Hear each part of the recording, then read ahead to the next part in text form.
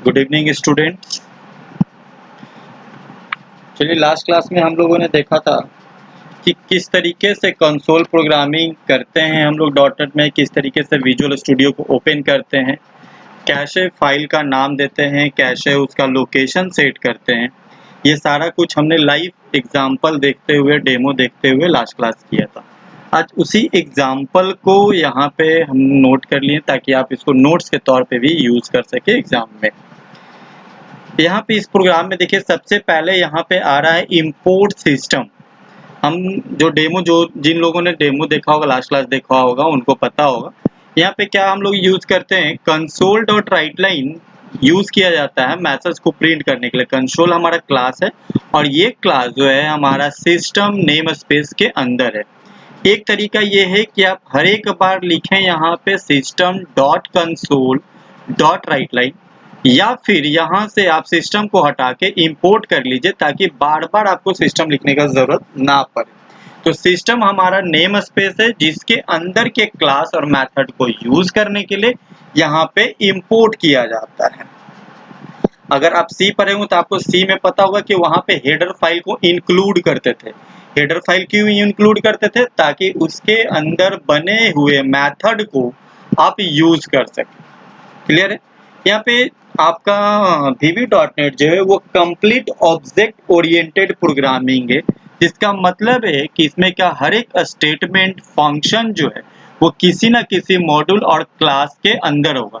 तो यहाँ पे हम लोग डिफाइन करते हैं मॉड्यूल, और मॉड्यूल का कुछ भी नाम हो सकता है। नेक्स्ट स्टेटमेंट आपको दिख रहा होगा ये कॉमा के साथ।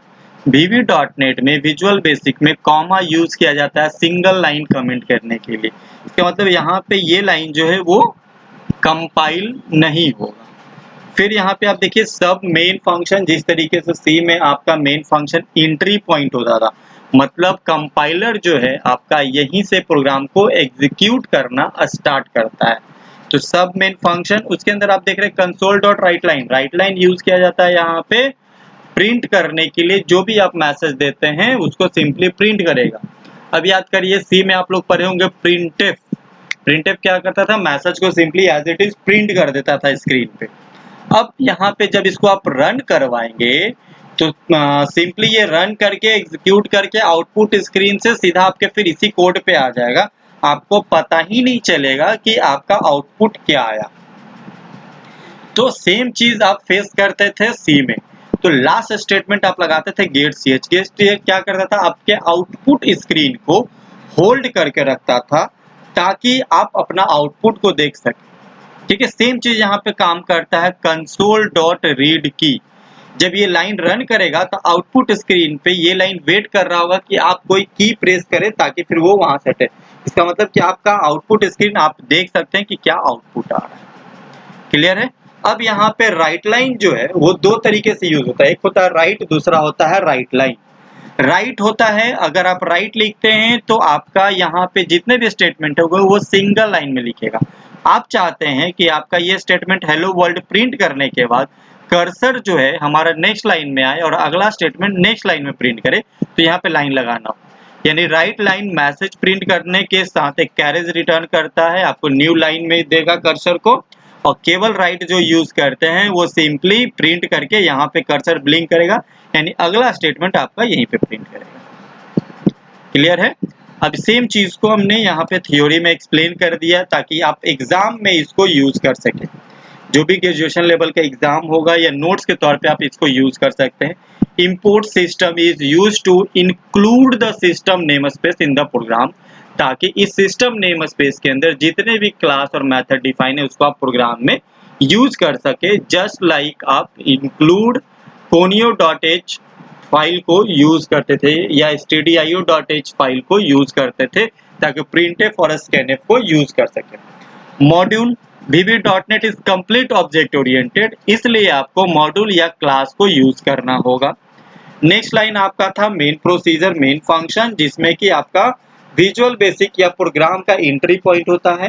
Console dot right line method को यूज किया जाता है कंसोल पे मैसेज को सिंपली प्रिंट करने के लिए।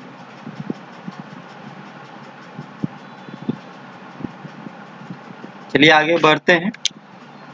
कंसोल डॉट रीड की क्या था, ये हमारे आउटपुट स्क्रीन को होल्ड करके रखता है ताकि आप वहां पे अपने आउटपुट को सही तरीके से देख सके, और जब आप किसी कर्सर या माउस को क्लिक करते हैं तो रीड की को इनपुट मिल जाता है, फिर ये वापस आ जाता है।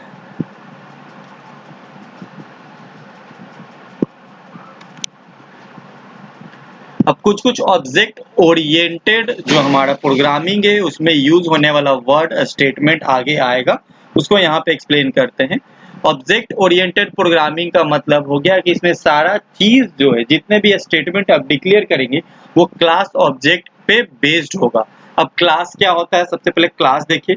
क्लास हमारा सिंपली एक यूजर डिफाइंड डेटा टाइप होता है, या इसको ब्लूप्रिंट बोल सकते हैं। सिंपल आप बोलचाल के भाषा में इसको याद करिए, रटने की जरूरत नहीं है। ब्लूप्रिंट क्या होता है, ब्लूप्रिंट जो घर बनाते हैं हम लोग उसका पहले नक्शा बनाते हैं। नक्शा हमारा क्या है, नक्शा तो घर तो नहीं हो सकता, आप नक्शा बना कर रह तो नहीं सकते ना। नक्शा पे बेस्ड आपको उस आर्किटेक्चर पे बेस्ड एक फिजिकल घर बनता है जिसमें आप रहते हैं, यानी लेकिन वो नक्शा जो होता है वही आपका एक लेआउट डिफाइन करता है कि फ्यूचर में आपका घर बन के कैसा तैयार होगा। अब क्लास पे आइए। क्लास को बोल रहे हैं कि एक ब्लूप्रिंट है इस, और यूजर डिफाइंड डेटा टाइप भी है। अभी तक आप डेटा टाइप पढ़े थे कि इंट, और डेटा टाइप इंट है, या जो भी डेटा टाइप पढ़ेंगे एग्जांपल के तौर पे इंट लेते हैं।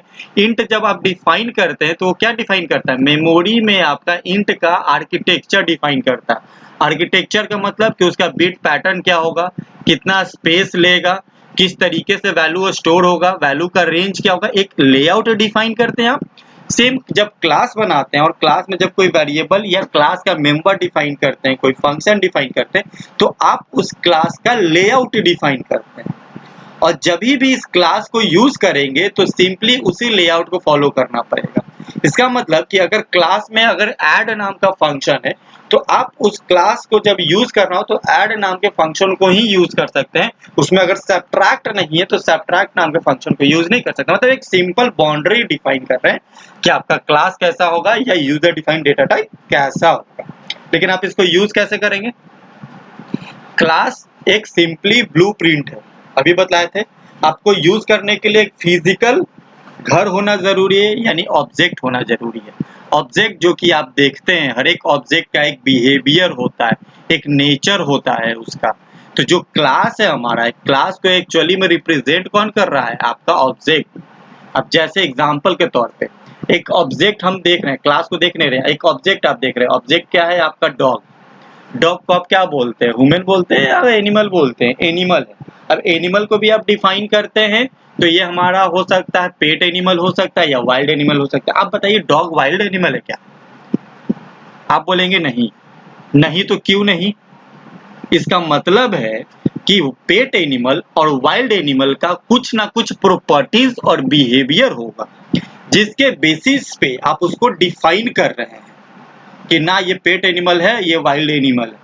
इसका मतलब कि जो प्रॉपर्टीज और बिहेवियर है वही तो क्लास बना रहे हैं आप।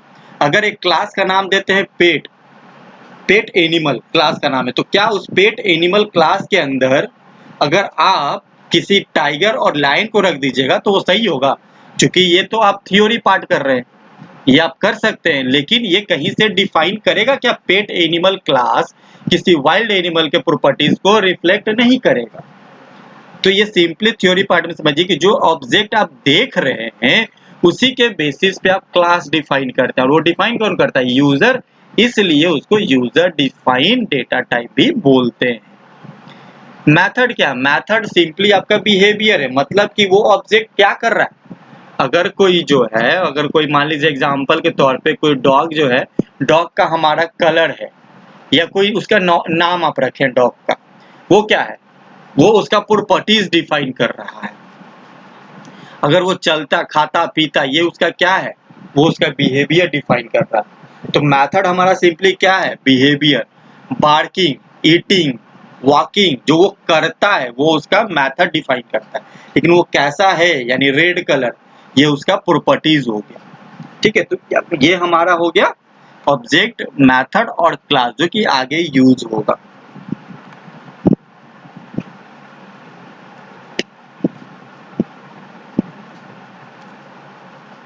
यहाँ पे एक एग्जांपल है जो कि लास्ट प्रैक्टिकल क्लास में इसको डिस्कस किए थे लास्ट क्लास में। आप यहाँ पे सिंपली उस चीज को देखिए, एक्सप्लेन वहां भी किया हुआ, यहाँ करते हैं। लास्ट एग्जांपल जो आप देखे थे वहां पे इंपोर्ट आप कर रहे थे और वहां पे आप बना रहे थे मॉड्यूल के अंदर प्रोग्राम किए थे। यहाँ पे देखिए क्लास बना है, किस नाम का? रेक्टेंगल नाम का।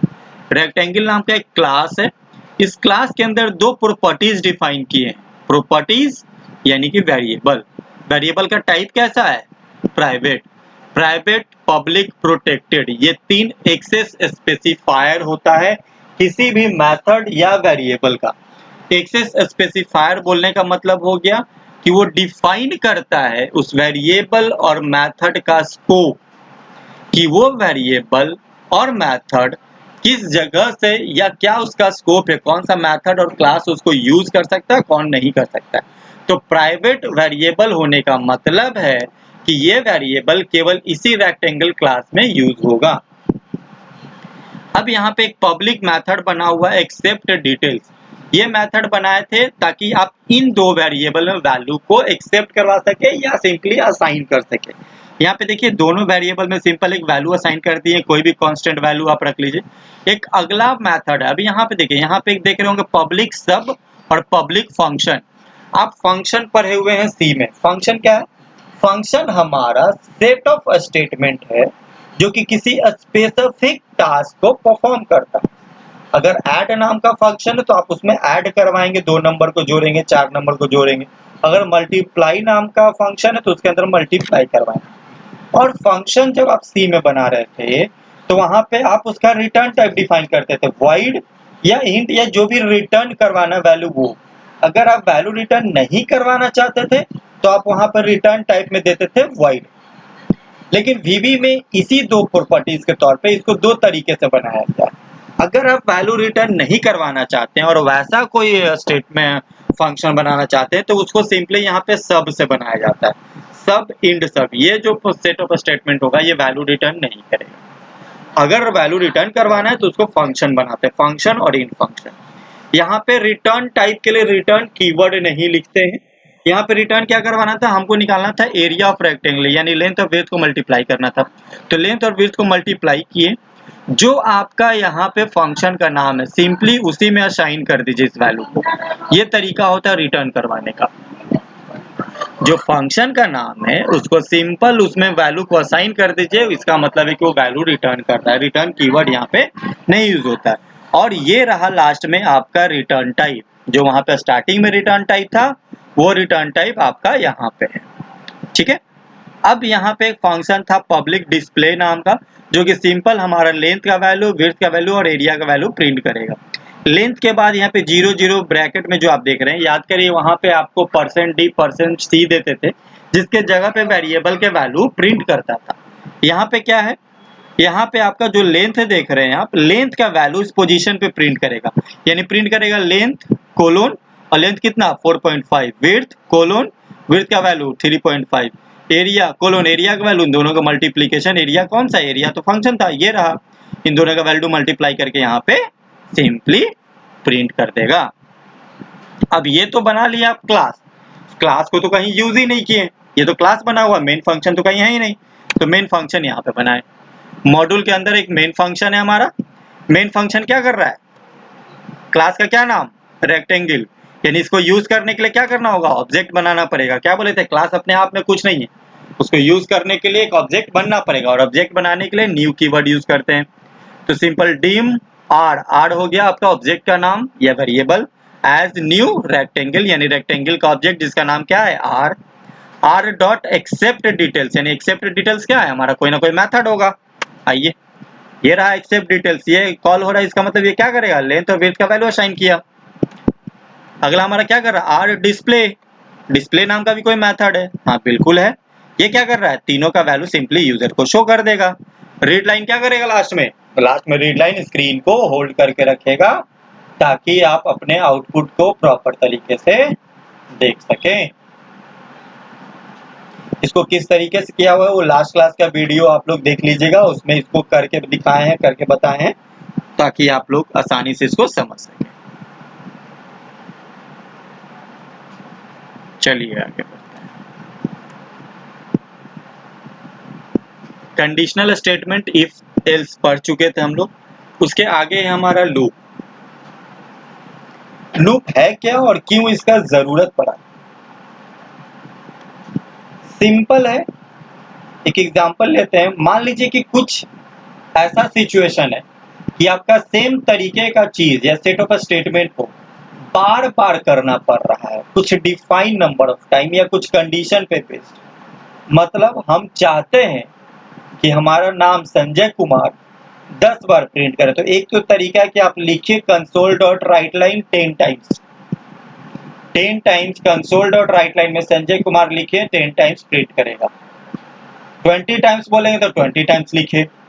100 बार बोल दिए तो और भी अच्छा है, दिन भर का टाइम पास हो गया। तो कुछ सेट ऑफ स्टेटमेंट को बार बार करने के लिए हम यहाँ पे लूप को यूज करते हैं। जो डिफाइन नंबर ऑफ टाइम्स आपको पता होना चाहिए या कुछ कंडीशन होना चाहिए कि वो कब तक करना है, उस तरीके के चीज को हम लोग बोलते हैं VB.NET loop. There may be a situation when you need to execute a block of code several number of times। ठीक है, बार बार कुछ ब्लॉक ऑफ कोड को करना पड़े उसके लिए हम यूज करते हैं लूप का। तो एरो को फॉलो करिए, यहां से एरो आया किसके पास? कंडीशन पास। कंडीशन या तो ट्रू या तो फॉल्स दो ही होगा। अगर कंडीशन ट्रू हुआ तो यहाँ पे एक कंडीशनल कोड होगा, ये वापस शुरू होगा। यानी जितने बार कोड ट्रू होगा, ट्रू का क्या मतलब हुआ? हम बोले कि 10 बार नाम प्रिंट करना है और स्टेटमेंट शुरू कर रहे हैं नंबर 1, तो नंबर 1 क्या 10 बार हुआ है? तो नहीं हुआ है, तो कंडीशन तो ट्रू है। फिर गया, फिर प्रिंट किए, फिर गया, फिर प्रिंट किए। कितने टाइम ये चलता रहेगा? 10 टाइम्स। अगला बार जैसे ही 11 होगा तो बोलेगा अरे 10 तो हो चुका था, कंडीशन तो फॉल्स, तो ये आगे निकल जाएगा। यानी ये आपका डायग्राम है कि जब तक कंडीशन ट्रू होगा ये चलता रहेगा। ये 1000 टाइम्स हो या 100 टाइम्स हो, वो नाम प्रिंट करता रहेगा। इसको प्रोग्राम में देखते हैं। आइए पहले देखिए लूप कितने तरीके का है। एक है आपका डू लूप, जो कि वहां पे पढ़े हैं सी में, डू वाइल लूप। फिर अगला है फॉर और नेक्स्ट, जो वहां फॉर लूप पढ़े थे, ये यहाँ पे नेक्स्ट से क्लोज होता है। For each, next, while loop, with, end, with, ये आपका लूप का टाइप है।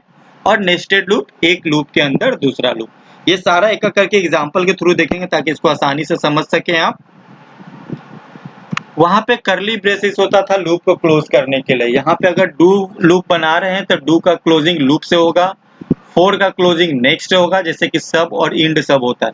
ये देखेंगे एग्जांपल में, ये इसका क्लोजिंग है, ये VB.NET का सिंटैक्स है। अब अभी कंडीशन ये आया था कि हमारा नाम या कुछ सेट ऑफ स्टेटमेंट को 100 टाइम्स करना है, या कोई एक हमारे पास स्ट्रक्चर है जिसमें कि चलिए स्कूल का एक डेटाबेस है, जिसमें जितने भी हमारे स्कूल में 1000 स्टूडेंट हैं, उनमें से हम उस स्टूडेंट को फिल्टर करना चाहते हैं जो कि 18 इयर्स का या 10 इयर्स का हो गया हो। तो हमको कितने बच्चे को चेक करना है? 1000 बच्चे। यानी लूप 1 से लेकर 1000 टाइम चलेगा। और उसमें से हम चाहते हैं कि जैसे ही 18 साल का बच्चा मिल गया है हमको, वो लूप आगे ना चले, मतलब पहला 18 साल का बच्चे को हम निकालना चाह रहे हैं। यानी इसका मतलब आप अपने लूप के कंडीशन को कंट्रोल करना चाह रहे हैं। एक तो आप लूप चलाएं कि 1000 टाइम चलना है, अब उसको कंट्रोल करना है कि चलना भी नहीं है। कुछ कंडीशन हो तो उसको ब्रेक कर दें, कुछ कंडीशन हो तो उसको स्कीप कर दें। ये इसको बोलते हैं लूप कंट्रोल स्टेटमेंट।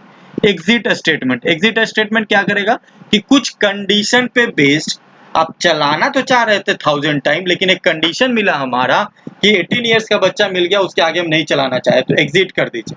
मान लीजिए कि 5वें लूप चला होगा, 5वें नंबर पे ही आपको 18 इयर्स का मिल गया हो, या आपको जाके 1000 टाइम नहीं 999 पे आपको एक बच्चा मिला हो।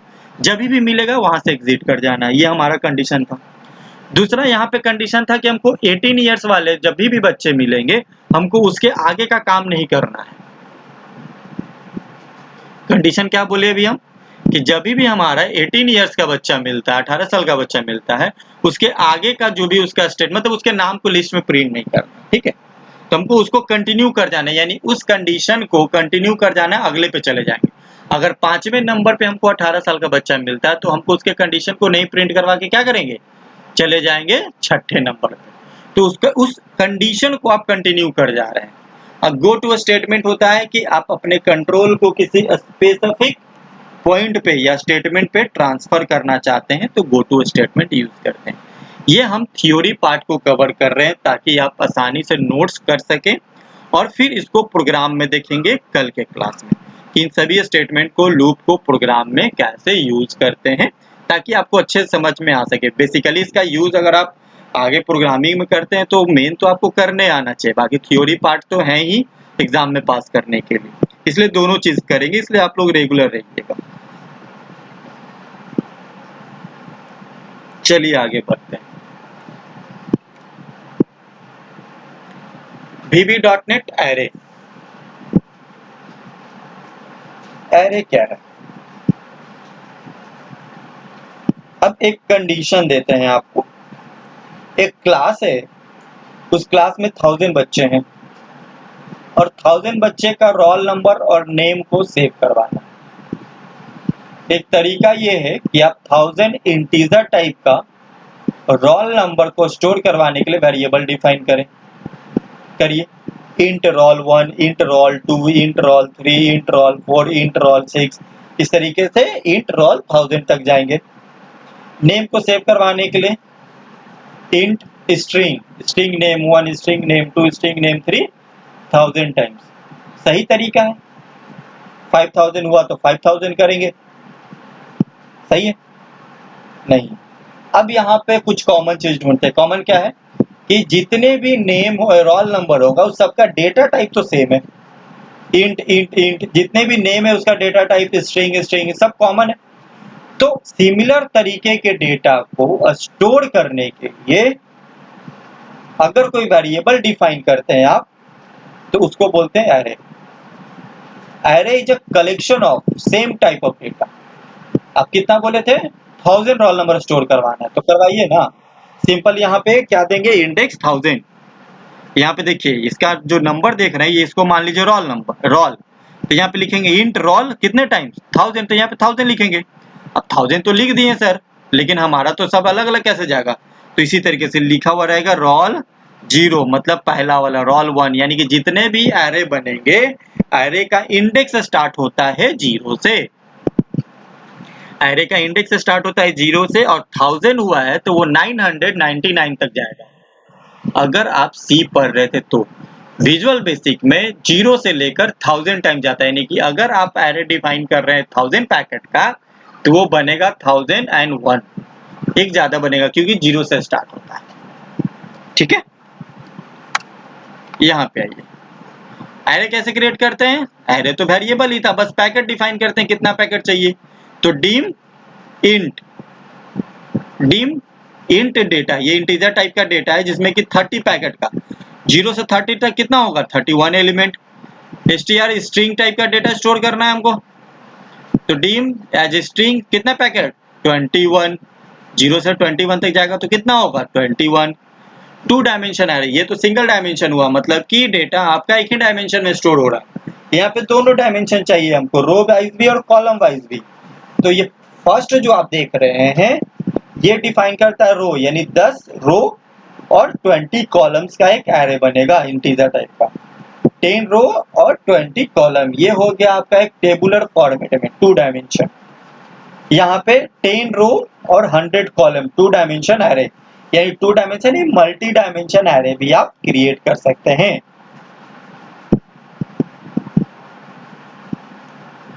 इसको यूज कैसे करेंगे? इंट डेटा 0, इंट डेटा 1, इस तरीके से इसका रेंज बढ़ता जाता है। अब जिस तरीके से वेरिएबल डिक्लेयर करते थे और इनिशियलाइज करते थे उसी तरीके से आप एरे भी डिक्लेयर और इनिशियलाइज कर सकते हैं। एरे बनाए हम लोग dim int data as integer. अच्छा बताइए कितने पैकेट का बना हुआ एरे? यहाँ तो पैकेट डिफाइन करना पड़ता है। कोई नहीं किया तो जितना इनिशियलाइज कर रहे हैं उतने पैकेट का बन जाएगा। 1 2 3 4 5 एंड 6, तो ये इंट डेटा कितने पैकेट का बना? 6 पैकेट का। डिम नेम एज स्ट्रिंग कितना पैकेट है? कोई डिफाइन नहीं है, तो 1 2 3 4 5 पैकेट का स्ट्रिंग टाइप का बन गया।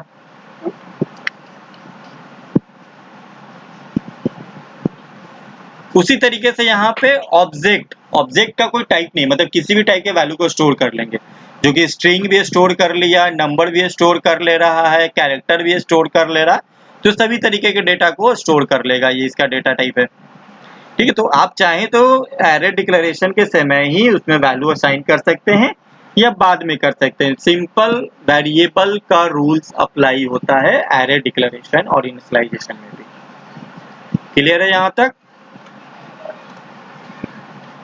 एक एग्जांपल देखते हैं यहाँ पे। सिंपल मॉड्यूल है, सब में यानी यहीं से प्रोग्राम रन करेगा। डिम एन 10 एज इंटीजर, ये इसका क्या मतलब हुआ? एक एन नाम का इंटीजर टाइप का 10 पैकेट का एरे बना है, यानी टोटल वैल्यू 0 से 10 तक जाएंगे तो कितना हो जाएगा हमारा? 11। एक अलग वेरिएबल बना रहे हैं, क्या? आई और जे, दो इंटीजर। ये आइए, ये है loop, for loop. For 0 1 equal to 0 to 10, मतलब ये हो गया इनिशियलाइज, और कंडीशन क्या है? 10, यानी 0 से 10 तक जाएगा ये लूप। स्टार्टिंग कहाँ से हो रहा है? 0 से, यानी n और 10 पैकेट चाहिए था ना, तो n और i का वैल्यू कितना है अभी? 0, तो n 0 का वैल्यू यहाँ पे आएगा, यानी n 0 में क्या डाल रहा है? 0 प्लस 100, यानी कि 100 आया। आइए यहाँ पे एलिमेंट 0 में पहला पैकेट में क्या डाला? 100। अगला लूप तो बढ़ेगा, स्टेटमेंट 0 से अब अगला क्या होगा? 1, यानी n के 1 में, n के 1 में क्या जाएगा? 1 प्लस 100, i का वैल्यू 1 है ना, तो 1 प्लस 100 कितना हो जाएगा? 101, तो एलिमेंट 1 में 101। उसी तरीके से i का वैल्यू कितना होगा? 1 के बाद 2, तो n 2 में क्या जाएगा? 2 प्लस 100, यानी 102। इसी तरीके से आपका 10 पैकेट में वैल्यू इनिशियलाइज होगा। ये तो हो गया कि वैल्यू आप डाल रहे थे, उसी तरीके से वैल्यू प्रिंट करवाइए। 0 से 10 तक चलाइए loop, console dot right line, simply n और j का वैल्यू एक्सेस कर लेगा। n और j का वैल्यू कितना आएगा? 0, तो 0 का वैल्यू ले लेगा 1, तो 1 का वैल्यू 2, तो 2 का वैल्यू, इस तरीके से वैल्यू प्रिंट करवाते चलो। ठीक है, इसको अगले क्लास में हम लोग देखते हैं प्रोग्राम करके। ये आपका आउटपुट रहेगा। तो थैंक यू गाइस, कल के क्लास में रहिएगा, ताकि आपको इस जितने भी अभी लूप और एरे हुआ इसका प्रैक्टिकल करके दिखलाएंगे, ताकि और भी अच्छे से क्लियर होगा। थ्योरी पार्ट तो जरूरी है आपको एग्जाम के पॉइंट ऑफ व्यू से, लेकिन इसको समझना ज़्यादा जरूरी है ताकि इसको आप प्रोग्राम में यूज़ कर सकें। ठीक है, तो कल के क्लास में आप जरूर रहिएगा। Thank you.